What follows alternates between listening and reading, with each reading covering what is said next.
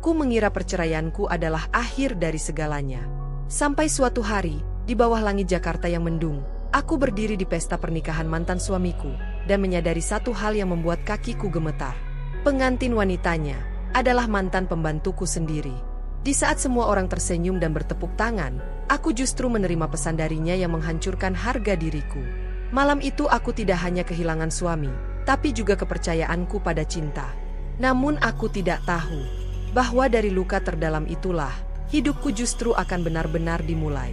Pagi di Jakarta selalu datang dengan cara yang sama. Suara kendaraan yang bersahutan dari kejauhan, cahaya matahari yang berusaha menembus sela-sela gedung tinggi, dan aroma kopi yang mengepul pelan di dapur apartemen kami. Aku terbiasa bangun lebih dulu dari Raka. Bukan karena aku lebih rajin, tapi karena ritme hidupku memang selalu sedikit lebih cepat. Ada banyak hal yang ingin ku selesaikan sebelum hari benar-benar dimulai. Seolah jika aku terlambat sedikit saja, hidup bisa tertinggal jauh di belakangku. Apartemen kami tidak besar, tapi cukup nyaman. 2 kamar, 1 ruang tamu yang menyatu dengan dapur, dan balkon kecil yang menghadap ke jalan utama. Dari luar, siapapun mungkin akan menganggap kami pasangan muda yang ideal. Suami bekerja di perusahaan ternama, istri mandiri dengan karir yang stabil, tinggal di pusat kota, jauh dari hiruk-pikuk keluarga besar. Semuanya tampak rapi, teratur, dan, setidaknya di mata orang lain, bahagia. Aku sering berdiri di balkon sambil memandangi kota, menggenggam cangkir kopi hangat, dan membiarkan pikiranku melayang. Jakarta bagiku adalah simbol perjuangan. Kota yang tidak pernah tidur, sama seperti ambisiku. Aku menikah dengan Raka bukan untuk berhenti menjadi diriku sendiri. Justru sebaliknya, aku percaya pernikahan adalah tentang berjalan berdampingan, bukan saling mendahului atau saling menarik ke belakang. Raka biasanya bangun saat aku hampir selesai bersiap. Ia akan keluar kamar dengan rambut masih sedikit berantakan, mengenakan kaos santai, lalu langsung membuka ponselnya.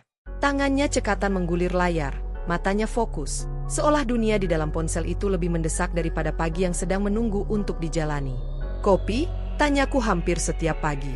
"Iya, sedikit aja," jawabnya tanpa menoleh. Aku tidak pernah mempermasalahkan hal-hal kecil seperti itu. Bagiku, cinta tidak selalu harus hadir dalam tatapan mata atau percakapan panjang setiap pagi. Kadang cukup dengan rutinitas yang konsisten, dengan keberadaan yang stabil. Aku menuangkan kopi untuknya, meletakkannya di meja, lalu melanjutkan kegiatanku. Hari-hariku diisi dengan pekerjaan kantor yang menuntut ketelitian dan kesabaran. Aku menyukai pekerjaanku, bukan karena selalu menyenangkan, tetapi karena di sana aku merasa berguna.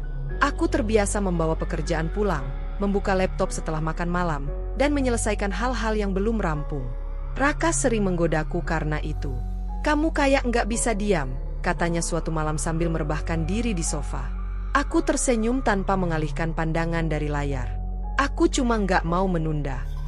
Raka mengangguk, seolah mengerti, meski aku tidak yakin ia benar-benar memahami caraku memandang hidup. Baginya, hidup adalah tentang mencapai target besar, tentang posisi dan pengakuan. Bagiku, hidup adalah tentang proses, tentang tanggung jawab, dan tentang memastikan hari ini lebih baik dari kemarin, sekecil apapun perubahannya. Kami jarang bertengkar. Bahkan bisa dibilang hampir tidak pernah. Jika ada perbedaan pendapat, biasanya berhenti di tengah jalan, menguap begitu saja tanpa benar-benar diselesaikan. Aku mengira itu kedewasaan. Aku mengira itu tanda bahwa kami saling menghargai. Setiap akhir pekan, kami kadang sarapan di luar, kadang hanya memesan makanan dan menontonnya di rumah. Raka lebih sering berbicara tentang pekerjaannya, tentang rekan-rekannya, tentang rencana besar yang ingin ia capai. Aku mendengarkan, mengangguk, sesekali bertanya. Dalam hati, aku menyimpan mimpi-mimpiku sendiri, tentang kehidupan yang seimbang, tentang rumah yang hangat, tentang hubungan yang tumbuh perlahan tapi pasti. Aku percaya pernikahan bukan tentang siapa yang lebih unggul, melainkan siapa yang mau bertahan. Aku percaya cinta bisa dibangun lewat kebiasaan kecil, menyiapkan pakaian, mengingat jadwal pasangan, memastikan rumah tetap nyaman untuk ditinggali. Aku melakukan semua itu tanpa merasa berkorban, karena bagiku, itulah bentuk tanggung jawab. Kadang, saat kami duduk bersebelahan tanpa banyak bicara, aku merasa ada jarak yang tidak kasat mata. Tapi aku selalu menepisnya. Bukankah semua pasangan juga begitu? Bukankah hidup memang tidak selalu penuh percakapan mendalam dan tawa panjang? Aku sering meyakinkan diriku sendiri bahwa kami hanya lelah, bahwa kesibukan adalah fase. bahwa suatu hari nanti, saat semua sudah lebih mapan, kami akan punya lebih banyak waktu untuk benar-benar saling melihat. Malam-malam kami berakhir dengan lampu kamar yang diredupkan. Raka tertidur lebih dulu, dan aku masih terjaga beberapa menit lebih lama, menatap langit-langit, memikirkan hari esok. Tidak ada rasa curiga, tidak ada ketakutan. Hanya keyakinan sederhana bahwa hidup sedang berjalan sebagaimana mestinya. Aku tidak tahu saat itu, bahwa di balik hari-hari yang terlihat baik-baik saja, ada perbedaan cara memandang hidup yang pelan-pelan tumbuh menjadi jarak. Jarak yang begitu halus hingga aku tidak menyadarinya, sampai kelak semuanya terlalu jelas untuk diabaikan. Jarak yang begitu halus itu, yang dulu kuanggap hanya kelelahan dan perbedaan kecil, perlahan mulai terasa seperti ruang kosong yang dingin di antara kami. Pada awalnya, aku masih menolak memberi nama pada perasaan itu. Aku tetap menjalani hari-hari seperti biasa, seolah dengan bersikap normal, semuanya akan kembali normal. Aku percaya waktu bisa merapikan apapun yang terasa berantakan, termasuk perasaan yang tak lagi utuh. Rutinitas pagi masih sama. Aku bangun lebih dulu, menyiapkan sarapan sederhana, memastikan apartemen tetap rapi sebelum berangkat kerja. Namun ada sesuatu yang berubah, meski sulit dijelaskan. Raka semakin sering berangkat lebih pagi tanpa sarapan, atau pulang lebih malam dengan alasan rapat mendadak. Aku tidak pernah menanyainya dengan nada curiga. Aku hanya bertanya sekadarnya, lalu menerima jawabannya apa adanya. "Kamu makan di luar aja ya, aku harus cepat," katanya suatu pagi sambil meraih kunci mobil. Aku mengangguk. Hati-hati di jalan. Pintu tertutup, dan apartemen kembali sunyi. Aku berdiri beberapa detik di ruang tamu, memandangi meja makan yang hanya terisi satu piring. Entah kenapa, pemandangan sederhana itu terasa asing, seolah aku sedang tinggal sendiri di rumah yang seharusnya kami tempati berdua. Hari-hari di kantor justru semakin padat. Aku tenggelam dalam pekerjaan, rapat demi rapat, tenggat waktu yang saling mengejar. Di sana, aku merasa dibutuhkan. Di sana, keberadaanku terasa nyata. Mungkin itu sebabnya aku tidak terlalu memikirkan perubahan kecil di rumah. Aku terlalu sibuk membuktikan bahwa aku mampu, bahwa aku bisa menjalani peran sebagai istri sekaligus perempuan yang mandiri. Di sela-sela kesibukan itu, Lina mulai menjadi bagian yang semakin nyata dari kehidupan kami. Ia datang sebagai pembantu rumah tangga yang membantu membersihkan apartemen dan menyiapkan makan siang ketika aku dan Raka sama-sama sibuk. Awalnya, kehadirannya terasa seperti solusi. Aku tidak lagi pulang ke rumah yang berantakan, tidak lagi terburu-buru membersihkan segalanya di akhir pekan. Lina pendiam, sopan, dan bekerja tanpa banyak bicara. Aku jarang benar-benar memperhatikannya. Bagiku, ia hanya bagian dari sistem yang membuat hidup kami lebih praktis. Kadang aku menyapanya singkat, menanyakan apakah ada yang kurang, lalu kembali tenggelam dalam pikiranku sendiri. Raka, di sisi lain, tampak semakin sering berada di rumah saat aku belum pulang. Ia kadang bercerita singkat tentang hari kerjanya, tentang tekanan di kantor, tentang orang-orang yang menurutnya menghalangi jalannya. Aku mendengarkan seperti biasa, mencoba memahami dunia yang sedang ia bangun. Namun percakapan kami semakin sering berakhir menggantung. Tidak ada perdebatan, tidak ada pertengkaran. Hanya jeda-jeda panjang yang terasa canggung. Kami duduk di ruang yang sama, tapi seolah berada di dunia yang berbeda. Suatu malam, saat aku baru selesai bekerja dan menutup laptop, aku menoleh ke arah Raka yang sibuk dengan ponselnya. "Kita sudah lama nggak ngobrol ya," kataku pelan, lebih seperti gumaman daripada keluhan. Raka menoleh sekilas. "Iya, lagi capek aja." Aku tersenyum, meski ada sesuatu yang mengganjal. "Aku juga capek, tapi kita masih bisa capek bareng." Ia tertawa kecil, lalu kembali menatap layar. Percakapan itu berakhir begitu saja, meninggalkan perasaan kosong yang sulit kujelaskan. Aku mulai menyadari bahwa kami memiliki cara berbeda dalam memandang kebersamaan. Bagiku, pulang ke rumah adalah tentang berbagi cerita, sekadar duduk bersama, saling mendengarkan. Bagi Raka, rumah tampaknya hanya tempat singgah, tempat beristirahat sebelum kembali berlari mengejar ambisinya. Ada malam-malam ketika aku terbangun dan mendapati sisi ranjang kosong. Raka belum pulang. Aku menatap jam, lalu memejamkan mata kembali, meyakinkan diri bahwa semua baik-baik saja. Aku tidak ingin menjadi istri yang penuh kecurigaan. Aku tidak ingin menciptakan masalah yang mungkin hanya ada di kepalaku. Aku terus berkata pada diriku sendiri bahwa setiap pernikahan pasti mengalami fase seperti ini. Bahwa cinta tidak selalu hangat dan penuh perhatian. Bahwa kedewasaan berarti menerima perubahan tanpa banyak tuntutan. Namun, Jauh di dalam hati, ada suara kecil yang mulai bertanya, sejak kapan aku belajar menenangkan diri dengan mengabaikan perasaanku sendiri? Retakan itu belum terasa menyakitkan. Ia masih samar, seperti garis tipis di kaca yang hanya terlihat jika terkena cahaya tertentu. Aku memilih tidak menatapnya terlalu lama, takut jika semakin kuperhatikan, semakin jelas pula bahwa ada sesuatu yang perlahan tapi pasti berubah dalam rumah tangga kami. Retakan itu, yang sebelumnya hanya seperti garis tipis di kaca dan kupilih untuk tidak terlalu kupandangi, perlahan melebar tanpa meminta izin. Aku tidak tahu persis kapan perubahan itu menjadi begitu nyata, tetapi ada satu titik ketika aku mulai merasa bahwa apartemen ini bukan lagi tempat pulang, melainkan hanya ruang singgah yang kami lewati dengan arah berbeda. Aku masih menjalani rutinitas yang sama, bangun pagi, bekerja, pulang malam, namun ada kelelahan baru yang tidak berasal dari pekerjaan. Kelelahan itu menetap di dada, seperti beban yang tak terlihat tapi selalu terasa. Aku sering duduk sendirian di ruang tamu, menunggu Raka pulang, dengan televisi menyala tanpa benar-benar kutonton. Waktu berjalan lambat saat aku menunggu, tapi terasa begitu cepat ketika akhirnya aku tertidur sendirian. Ketika Raka pulang, suasana tidak pernah benar-benar hangat. Tidak dingin, tapi hambar. Kami bertukar sapa seperlunya, menanyakan hal-hal dasar yang terdengar seperti formalitas. Aku mulai menyadari bahwa kami tidak lagi berbagi cerita, hanya bertukar informasi. Besok aku pulang agak malam, katanya suatu malam sambil melepas jas. Kenapa? Tanyaku refleks. Kerja, jawabnya singkat. Aku mengangguk. Tidak ada lagi pertanyaan lanjutan. Bukan karena aku tidak ingin tahu, tetapi karena aku lelah menabrak dinding yang sama setiap kali mencoba mendekat. Pertengkaran pertama kami bukan tentang hal besar. Justru sebaliknya, hal sepele yang seharusnya bisa dibicarakan dengan mudah. Aku menegurnya karena lupa memberi kabar, sesuatu yang selama ini selalu kutahan. Kamu tahu aku menunggu, kataku, berusaha tetap tenang. Raka menghela napas panjang. Aku capek. Masa hal begini harus jadi masalah? Kalimat itu terasa seperti tamparan pelan. Bukan keras, tapi cukup untuk membuatku terdiam. Aku tidak menjawab, bukan karena aku setuju, tetapi karena aku tidak tahu harus berkata apa tanpa terdengar berlebihan di telinganya. Sejak malam itu, kata-kata kami semakin jarang, dan ketika keluar, seringkali disertai nada yang tidak ramah. Aku mulai merasa bahwa keberadaanku di rumah ini tidak lagi dibutuhkan seperti dulu. Aku masih memasak, masih mengurus rumah, masih berusaha menjaga semuanya tetap berjalan, tetapi rasanya seperti melakukan semua itu sendirian. Lina tetap datang seperti biasa. Ia bekerja dengan tenang, tidak banyak bicara.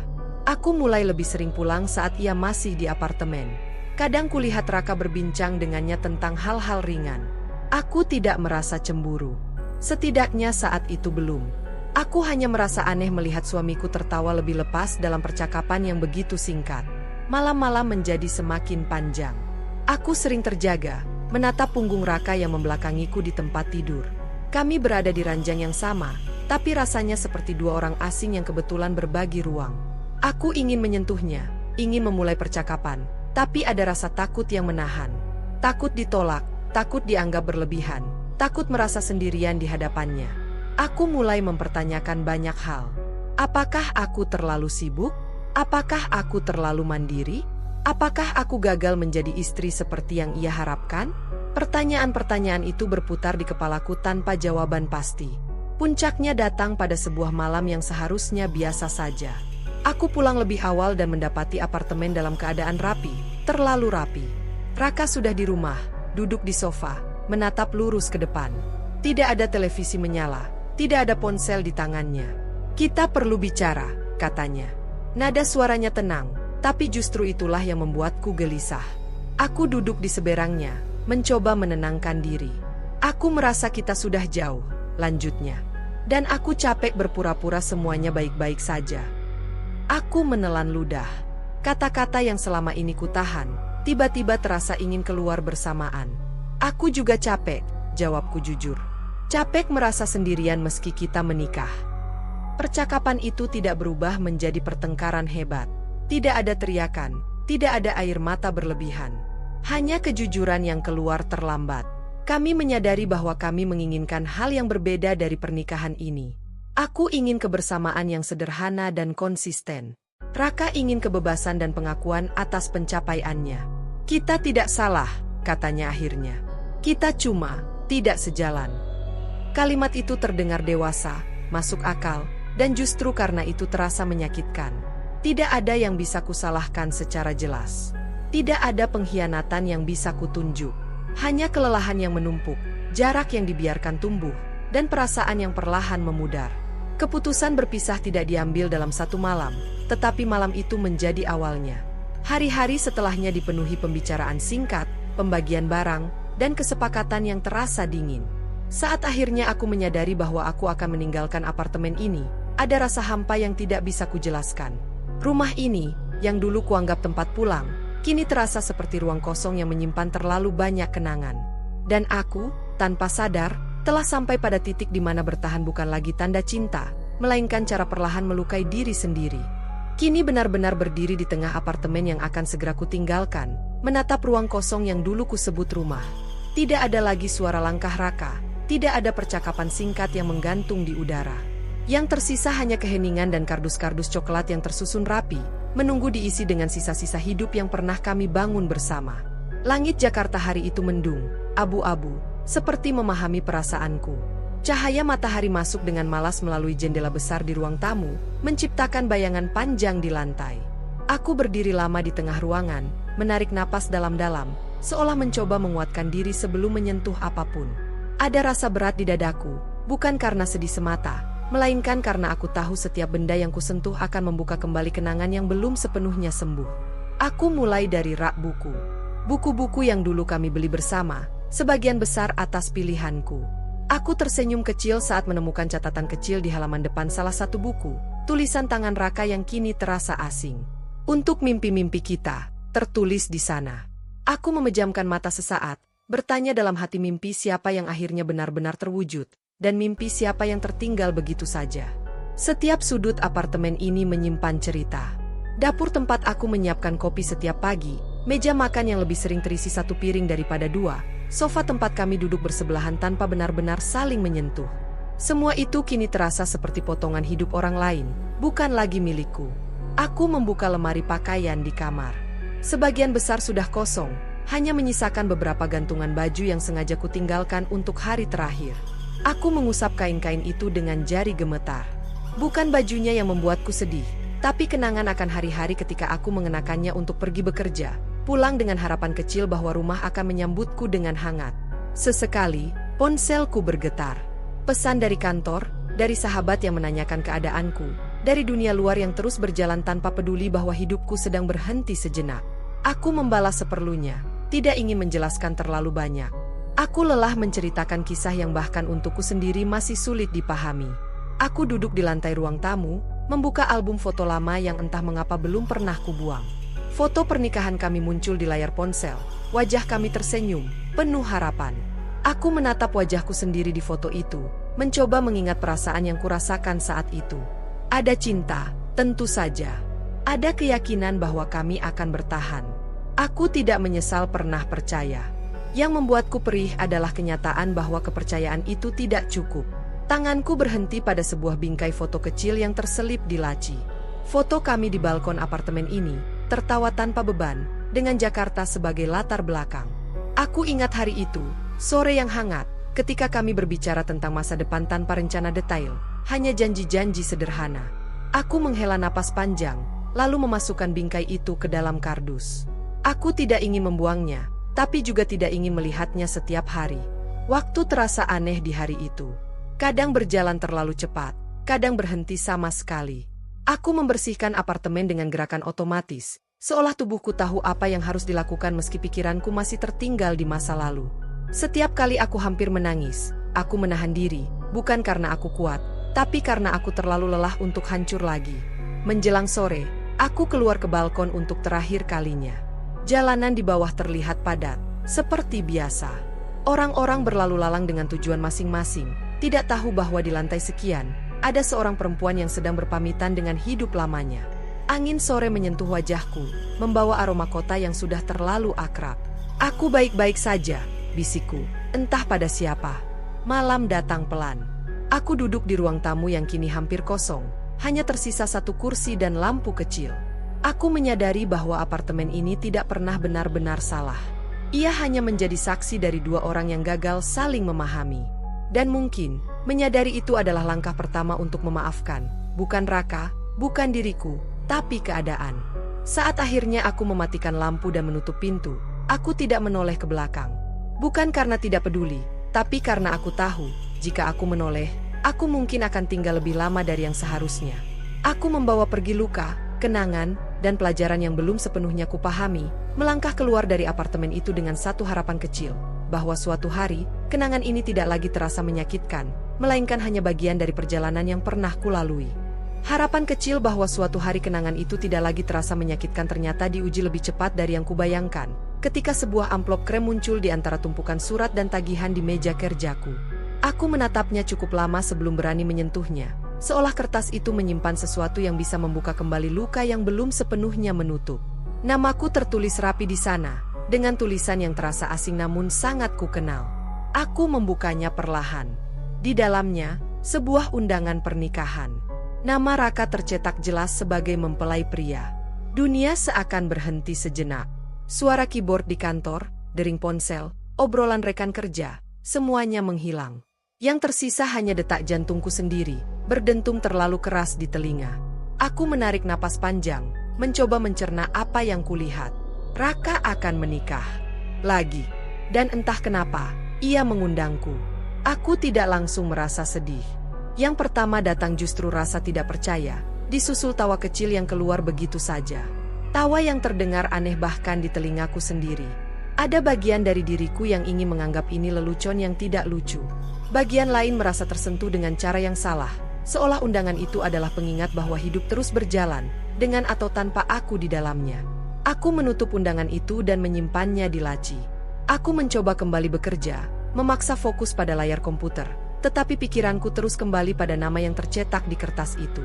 Aku bertanya-tanya, apa maksudnya mengundangku? Apakah ini bentuk kesopanan? Atau sekadar pamer bahwa ia telah melangkah lebih jauh? Malamnya, di apartemen baruku yang lebih kecil dan lebih sunyi, aku kembali membuka undangan itu. Kali ini kubaca lebih teliti. Tanggalnya masih 2 minggu lagi. Waktu yang cukup lama untuk memutuskan, namun terasa terlalu singkat untuk menyiapkan hati. Aku duduk di sofa, memandangi undangan itu seperti sedang memandang masa lalu yang menyamar menjadi masa depan orang lain. Aku merasa bodoh karena masih memikirkan Raka. Bukankah aku sudah meninggalkan apartemen itu? Bukankah aku sudah berjanji pada diri sendiri untuk melangkah maju? Sahabatku, Mira, datang beberapa hari kemudian. Ia langsung melihat undangan itu di meja tanpa perlu bertanya panjang lebar. "Kamu mau datang?" tanyanya hati-hati. Aku mengangkat bahu. Aku sendiri belum tahu. "Kalau kamu nggak datang, itu juga nggak salah," katanya lembut. "Kamu nggak punya kewajiban apa-apa." Aku tahu itu. Aku tahu tidak ada yang memaksaku. Namun justru karena itu, keputusan ini terasa berat. Ada bagian dari diriku yang ingin menutup semua pintu yang berhubungan dengan Raka. Tapi ada juga rasa penasaran yang tidak mau diam. Aku ingin tahu, seperti apa hidupnya sekarang. Aku ingin melihat dengan mata kepalaku sendiri bahwa semuanya sudah berakhir. Hari-hari berikutnya diisi dengan pergulatan batin yang sunyi. Aku tetap bekerja, tetap tersenyum di depan orang lain, tetap menjalani hidup seperti biasa. Tapi di dalam, pikiranku sibuk berdialog dengan diriku sendiri. Datang atau tidak datang, melihat atau berpaling, menghadapi atau menghindar. Aku mencoba membayangkan diriku di pesta pernikahan itu. Berdiri di antara tamu-tamu yang mungkin tidak mengenalku, menyaksikan Raka tersenyum di pelaminan. Anehnya, bayangan itu tidak selalu membuatku sedih. Kadang aku merasa baik-baik saja, kadang dadaku terasa sesak tanpa alasan jelas. Malam sebelum hari H, aku akhirnya memutuskan. Aku akan datang. Bukan karena aku ingin melukai diri sendiri, bukan pula karena aku berharap apapun darinya. Aku ingin menutup cerita ini dengan caraku sendiri. Aku tidak ingin terus bertanya-tanya tentang sesuatu yang sudah lewat. Aku ingin melihatnya sebagai orang lain, bukan lagi sebagai suamiku. Pagi itu, aku berdiri di depan cermin lebih lama dari biasanya. Aku memilih gaun sederhana, tidak mencolok, tidak juga terlalu suram. Aku ingin terlihat rapi, utuh, tanpa berusaha membuktikan apapun. Saat aku mematut diri, aku menyadari bahwa wajahku telah berubah. Ada garis lelah yang tidak ada dulu, tapi juga ada ketenangan yang perlahan tumbuh. Perjalanan menuju lokasi pernikahan terasa panjang. Jalanan Jakarta macet seperti biasa, tapi kali ini aku tidak mengeluh. Aku membiarkan pikiranku mengalir, mengingat perjalanan hidupku sendiri. Dari apartemen lama, perceraian, hingga titik ini. Aku masih di sini, masih berdiri. Ketika akhirnya aku sampai dan melihat gedung pernikahan dari kejauhan, jantungku kembali berdegup lebih cepat. Aku menarik napas dalam-dalam, mencoba menenangkan diri. Aku tidak tahu apa yang akan kutemui di dalam. Aku tidak tahu perasaan apa yang akan muncul. Namun satu hal pasti, undangan ini, yang tak pernah kuminta, telah membawaku pada langkah penting dalam hidupku. Langkah untuk menghadapi masa lalu, bukan untuk kembali, tetapi untuk benar-benar melepaskannya. Langkah untuk menghadapi masa lalu itu akhirnya membawaku berdiri di depan pintu gedung pernikahan, tempat di mana aku berharap hanya akan menemukan penutup, bukan luka baru yang sama sekali tidak kuduga. Aku menarik napas panjang sebelum langkah masuk, menegakkan punggung, meyakinkan diri bahwa aku datang sebagai tamu biasa, bukan sebagai perempuan yang pernah berbagi hidup dengan mempelai pria. Di dalam, ruangan dipenuhi cahaya lampu kristal dan dekorasi mewah bernuansa putih keemasan. Musik lembut mengalun, tawa dan obrolan tamu bercampur menjadi satu. Semua tampak megah, berlebihan, dan jujur saja, sedikit terasa asing bagiku. Aku berdiri sejenak di dekat pintu, menyesuaikan diri dengan suasana, sebelum akhirnya berjalan perlahan menyusuri ruangan. Aku belum melihat Raka. Entah ia sedang di ruang rias atau di balik dekorasi pelaminan. Anehnya, hal itu justru membuatku sedikit lega. Aku mengambil segelas air mineral, berdiri di sudut ruangan, dan mengamati orang-orang yang berlalu lalang. Tidak ada satupun wajah yang kukenal. Aku benar-benar sendirian di tengah keramaian. Hingga akhirnya, mataku tertarik pada pelaminan. Aku tidak langsung menyadari apa yang membuat langkahku terhenti. Awalnya hanya ada rasa aneh, seperti ketika otak menangkap sesuatu yang tidak sinkron dengan ingatan. Pengantin wanita itu berdiri anggun dalam balutan kebaya putih. Wajahnya dirias dengan cantik, senyumnya lembut namun terlihat gugup. Wajah itu terlalu familiar. Aku menyipitkan mata, jantungku berdegup lebih cepat. Aku melangkah satu langkah mendekat, lalu satu langkah lagi, seolah jarak bisa membantuku memastikan apa yang kulihat. Dan di detik itulah, dunia benar-benar berhenti bergerak. Itu Lina, mantan pembantuku. Perempuan yang dulu setiap pagi menyapaku dengan sopan di apartemen. Perempuan yang jarang menatap mataku terlalu lama, yang selalu berbicara pelan, yang keberadaannya nyaris tak pernah benar-benar kuperhatikan. Kini ia berdiri di pelaminan, menggenggam tangan Raka, sebagai istrinya. Dadaku terasa sesak. Napasku tercekat, dan untuk sesaat aku merasa kehilangan keseimbangan. Aku memegang sandaran kursi terdekat agar tidak jatuh. Di sekelilingku, pesta terus berjalan, tamu-tamu tersenyum, kamera berkedip menangkap momen bahagia, seolah apa yang baru saja menghantamku adalah hal paling biasa di dunia. Aku ingin tertawa. Dan anehnya, aku juga ingin menangis. Perasaan itu datang bersamaan, bercampur aduk tanpa bisa kupisahkan. Ada rasa geli yang pahit, ada kemarahan yang tertahan, ada sakit yang menembus jauh lebih dalam daripada yang pernah kubayangkan.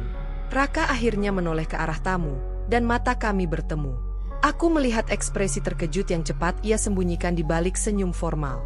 Tidak ada rasa bersalah di wajahnya. Tidak ada kecanggungan.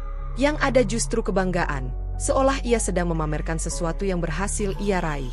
Aku mengerti saat itu. Pernikahan ini bukan sekadar tentang cinta. Ini tentang pembuktian, tentang ego, tentang menunjukkan bahwa ia bisa melangkah maju dengan siapapun, bahkan dengan seseorang dari masa laluku yang paling tidak kuduga. Aku berdiri di sana, menatap mereka, dan untuk pertama kalinya aku menyadari betapa sedikitnya aku benar-benar mengenal pria yang pernah menjadi suamiku. Semua potongan kecil yang dulu kuabaikan, kepulangannya yang larut, percakapannya yang dingin, jarak yang tumbuh tanpa suara, tiba-tiba terasa menyatu dalam gambaran yang lebih jelas. Bukan berarti Lina adalah satu-satunya alasan perpisahan kami, tapi kehadirannya kini memberi konteks yang selama ini hilang. Beberapa tamu mulai naik ke pelaminan untuk memberi selamat. Aku melihat Lina tersenyum, menunduk hormat, memainkan perannya dengan sempurna. Tidak ada rasa bersalah di matanya saat ia melihatku. Atau mungkin aku yang terlalu sibuk menahan perasaanku sendiri hingga tidak bisa membaca ekspresinya dengan jujur. Aku tidak naik ke pelaminan. Aku tidak merasa perlu. Kehadiranku di ruangan ini saja sudah lebih dari cukup. Aku berbalik, berjalan perlahan menuju pintu keluar, melewati meja-meja tamu yang penuh makanan mewah. Setiap langkah terasa berat, tapi juga anehnya melegakan. Di luar gedung, udara terasa lebih dingin. Aku menghirupnya dalam-dalam, membiarkan paru-paruku terisi, membiarkan dadaku sedikit mengendur. Aku tertawa kecil, sendirian, di bawah lampu taman yang redup. Ternyata sejauh ini, gumamku pelan. Aku datang untuk menutup masa lalu, dan justru dibukakan pintu ke kenyataan yang selama ini tersembunyi. Sakit, tentu saja. Tapi di balik rasa sakit itu, ada kejelasan yang tidak pernah kumiliki sebelumnya. Dan mungkin, meski caranya kejam, kejelasan itulah yang akhirnya benar-benar akan membebaskanku. Kejelasan yang kuanggap akan membebaskanku itu ternyata bukan akhir dari rasa sakit, melainkan awal dari luka lain yang datang dengan cara jauh lebih sunyi dan kejam. Malam itu, setelah meninggalkan gedung pernikahan, aku pulang dengan langkah gontai dan pikiran yang masih berputar-putar. Jakarta tampak sama seperti biasa, lampu-lampu jalan menyala, kendaraan berlalu lalang, seolah tidak ada apapun yang baru saja runtuh di dalam diriku. Di apartemen kecilku, aku duduk di tepi ranjang tanpa menyalakan lampu. Aku masih mengenakan gaun yang kupakai ke pesta, gaun yang tadinya kupilih dengan hati-hati agar terlihat netral, tidak berlebihan, tidak menyedihkan. Kini kain itu terasa berat di tubuhku, seperti pengingat bahwa aku baru saja menyaksikan bagian hidup yang seharusnya tidak lagi menjadi urusanku. Aku menarik napas panjang, lalu meraih ponsel. Aku tidak tahu apa yang kucari. Mungkin pengalihan, mungkin pembenaran, atau mungkin hanya kebiasaan. Layarnya menyala, dan di detik itulah aku melihat sebuah notifikasi yang membuat jantungku kembali berdegup tak karuan. Nama Raka muncul di layar. Pesan darinya. Tanganku gemetar saat membuka chat itu. Ada jeda beberapa detik sebelum aku benar-benar membaca isinya. Seolah otakku tahu bahwa apapun yang akan kutemukan di sana tidak akan ringan. Aku lihat kamu datang. Semoga kamu bisa belajar menerima kenyataan. Hidupku sekarang jauh lebih baik. Aku menatap kalimat itu lama. Tidak ada kata kasar, tidak ada makian. Namun justru itulah yang membuatnya terasa lebih menyakitkan. Kalimat itu dingin, penuh kesombongan yang dibungkus rapi seolah nasihat. Seolah aku adalah orang yang tertinggal, sementara ia sudah berlari jauh ke depan. Pesan berikutnya masuk tidak lama kemudian. Terima kasih sudah pernah menemani aku di masa sulit. Tapi jujur saja, kamu terlalu kaku. Aku butuh seseorang yang lebih mengerti posisiku. Dadaku terasa sesak. Kata-kata itu menghantam tepat di tempat yang paling rapuh. Selama ini, aku selalu berusaha memahami, menyesuaikan diri, menahan perasaan agar tidak menjadi beban. Dan kini, semua itu diringkas menjadi satu kalimat yang merendahkan, terlalu kaku. Aku menutup ponsel, meletakkannya di samping, lalu tertawa kecil.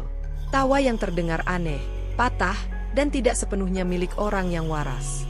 Air mata mulai mengalir tanpa bisa kutahan. Bukan tangis keras yang meledak, melainkan isak pelan yang keluar dari dada yang terlalu lama menahan beban. Aku bertanya pada diriku sendiri, apakah selama ini aku benar-benar kurang? Apakah aku gagal sebagai istri? Apakah semua yang kulakukan tidak pernah cukup, tidak pernah tepat? Pertanyaan-pertanyaan itu datang bertubi-tubi, menggerogoti harga diriku yang sudah rapuh. Malam itu terasa sangat panjang. Aku duduk memeluk lutut di atas ranjang, membiarkan pikiranku mengembara ke masa lalu. Aku mengingat setiap usaha kecil yang kulakukan untuk menjaga pernikahan kami tetap utuh. Setiap kali aku menunggu tanpa bertanya, setiap kali aku mengalah agar tidak memperpanjang perdebatan, setiap kali aku meyakinkan diri bahwa semua akan membaik. Dan kini, semua itu seolah tidak pernah berarti. Aku membuka ponsel lagi, membaca ulang pesan-pesan itu. Seperti orang yang sengaja menyentuh luka untuk memastikan bahwa rasa sakitnya nyata. Ada dorongan kuat untuk membalas, untuk membela diri, untuk mengatakan bahwa aku tidak seburuk itu. Namun jariku berhenti di atas layar. Untuk apa? Kata-kata tidak akan mengubah cara pandangnya. Dan aku lelah mencoba menjelaskan diriku pada orang yang tidak pernah benar-benar ingin memahami.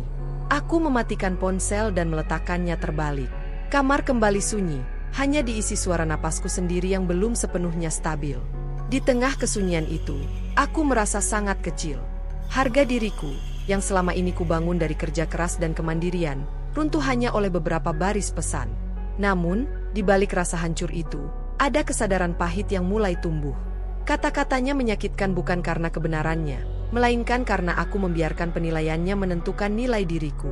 Aku terlalu lama menggantungkan harga diriku pada pengakuan orang lain, terutama pada seseorang yang sudah memilih pergi. Menjelang dini hari, tangisku mereda. Mataku perih, kepalaku berat, tetapi ada kelelahan yang anehnya terasa jujur. Aku berbaring, menatap langit-langit kamar, dan untuk pertama kalinya sejak lama, aku mengakui sesuatu pada diriku sendiri. Aku terluka, dan tidak apa-apa untuk mengakuinya. Pesan itu memang meruntuhkan harga diriku malam ini. Tapi mungkin, dari reruntuhan itulah, aku akan belajar membangun kembali diriku dengan cara yang lebih kuat, tanpa perlu persetujuan, tanpa perlu pembuktian, dan tanpa harus menjadi versi diriku yang disukai oleh orang yang salah. Membangun kembali diriku dari reruntuhan itulah yang akhirnya menjadi pekerjaan terberat sekaligus terpenting dalam hidupku setelah malam ketika harga diriku runtuh oleh beberapa baris pesan. Aku bangun keesokan paginya dengan kepala berat dan mata sembab, tetapi ada sesuatu yang berbeda. Untuk pertama kalinya, aku tidak lagi ingin menyangkal rasa sakit itu. Aku tidak bangga terluka, namun aku juga tidak ingin terus bersembunyi darinya. Pagi itu, aku duduk lama di tepi ranjang sebelum benar-benar beranjak. Cahaya matahari masuk melalui celah tirai, lembut dan hangat, sangat kontras dengan perasaanku yang masih kusut. Aku memejamkan mata dan menarik napas dalam-dalam, mencoba merasakan tubuhku sendiri. Aku masih di sini. Aku masih hidup. Dan meski hatiku penuh luka, aku belum hancur sepenuhnya.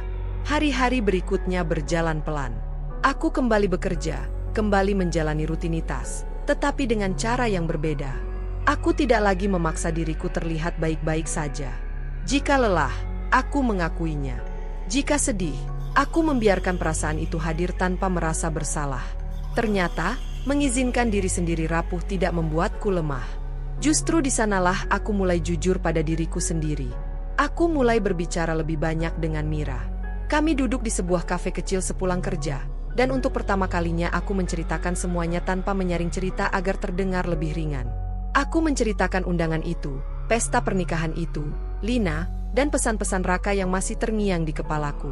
Kamu tahu, kata Mira setelah aku selesai, kata-katanya menyakitkan, tapi itu lebih banyak bicara tentang dia daripada tentang kamu. Aku terdiam. Kalimat itu sederhana, tapi menancap dalam. Selama ini aku terlalu sibuk menilai diriku melalui mata Raka, hingga lupa bahwa pandangannya tidak pernah netral. Ia melihat dunia dari sudut kepentingannya sendiri, dari egonya sendiri. Dan aku terlalu lama mencoba menyesuaikan diri dengan sudut pandang itu. Malam-malamku masih sunyi, tetapi tidak lagi terasa menakutkan. Aku mulai mengisi waktu dengan hal-hal kecil yang dulu sering kutunda. Membaca buku tanpa merasa harus produktif, berjalan kaki di sore hari, memasak hanya untuk diriku sendiri tanpa terburu-buru. Hal-hal sederhana itu perlahan mengingatkanku bahwa aku adalah individu yang utuh, bukan sekadar peran sebagai istri yang gagal. Ada hari-hari ketika kenangan itu datang tanpa permisi. Wajah Raka, suara tawanya, bahkan bayangan Lina di pelaminan. Saat itu terjadi, dadaku masih terasa nyeri. Namun aku belajar untuk tidak melawan perasaan itu. Aku membiarkannya lewat, seperti awan yang melintas di langit. Tidak semua kenangan harus diusir. Beberapa cukup dilewati. Aku juga mulai berdamai dengan satu kenyataan yang selama ini sulit kuterima. Pernikahanku gagal bukan karena aku tidak cukup baik, melainkan karena kami menginginkan hal yang berbeda dan tidak pernah benar-benar membicarakannya dengan jujur sejak awal. Aku berhenti mencari satu pihak untuk disalahkan. Tidak semua cerita memiliki penjahat yang jelas. Kadang, yang ada hanyalah dua orang yang tersesat dalam ekspektasi masing-masing. Suatu malam, aku membuka kembali pesan-pesan dari Raka. Tanganku tidak lagi gemetar. Aku membacanya sekali lagi, lalu menutup layar. Kali ini, tidak ada tangis. Tidak ada amarah yang meledak. Yang ada hanya kelelahan yang tenang. Aku menyadari bahwa kata-katanya tidak lagi memiliki kuasa yang sama. Mereka masih menyakitkan, tetapi tidak lagi mendefinisikan siapa aku. Aku tidak membalas pesan itu. Aku juga tidak menghapusnya. Aku membiarkannya ada, sebagai pengingat bahwa aku pernah berada di titik terendah, dan bahwa aku berhasil melewatinya. Berdamai dengan luka ternyata bukan tentang melupakan. Luka itu masih ada, menjadi bagian dari diriku, membentuk cara pandangku terhadap cinta dan kehidupan. Namun aku belajar melihatnya sebagai guru yang keras, bukan sebagai hukuman. Dari luka itu, aku belajar tentang batasan, tentang keberanian berkata jujur, dan tentang pentingnya menghargai diri sendiri. Perlahan, aku mulai bisa tersenyum lagi tanpa merasa bersalah. Bukan senyum palsu untuk dunia, melainkan senyum kecil untuk diriku sendiri. Senyum karena aku tahu, meski jalanku tidak seperti yang pernah kurencanakan, aku sedang berjalan menuju tempat yang lebih jujur, lebih tenang. Aku belum sepenuhnya sembuh. Dan mungkin tidak perlu. Yang terpenting, aku tidak lagi berlari dari rasa sakit. Aku memilih duduk bersamanya, mendengarkannya, lalu bangkit perlahan. Karena disitulah aku menemukan kekuatan yang selama ini kucari di tempat yang salah. Kekuatan untuk mencintai diriku sendiri, apa adanya. Mencintai diriku sendiri apa adanya menjadi awal dari langkah baru yang pelan namun pasti. Sebuah langkah yang akhirnya membawaku pada pemahaman bahwa hidup tidak berhenti di luka, dan perjalanan tidak selalu harus berakhir di tempat yang sama dengan awalnya. Aku masih terbangun dengan ingatan-ingatan lama, masih kadang terdiam lebih lama dari seharusnya, tetapi aku tidak lagi merasa terjebak di sana. Luka itu kini berjalan bersamaku, bukan menarikku kembali. Beberapa bulan berlalu sejak malam ketika aku benar-benar menerima kenyataan hidupku. Jakarta tetap ramai, tetap bising, tetap melelahkan, namun anehnya kini terasa lebih ramah. Aku pindah dari apartemen kecilku ke tempat yang sedikit lebih terang, dengan jendela besar yang membiarkan cahaya pagi masuk tanpa ragu.